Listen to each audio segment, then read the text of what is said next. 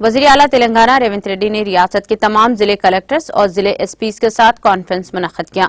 वज़ीर आला का ओहदा संभालने के बाद उन्होंने पहली बार जिले कलेक्टर और जिले एसपीज के साथ कॉन्फ्रेंस मुनक्किद की, जिसका मकसद इंतजामिया को 100 दिनों में 6 वादों पर दरामद के लिए तैयारी करना था। इस कॉन्फ्रेंस का असल एजेंडा हुक्मरानी को अवाम तक ले जाना था। नायब वज़ीर आला मल्लू भट्टी विक्रमार्का के अलावा उजरा, मुख्तलिफ महकमों के सेक्रेटरीज और मुताल्लिका अहदेदारों ने भी इस कॉन्फ्रेंस में शिरकत की, जिसमें बीआरएस की 10 साला हुक्मरानी और मसाइल के हल के लिए की जाने वाले इक़दाम पर तबादला ख्याल किया गया। कॉन्फ्रेंस में वज़ीर आला ने जिले कलेक्टरों और एसपीज को हिदायत दी है कि वो अवामी इंतजामिया के कामों को गांव की सतह तक ले जाएं।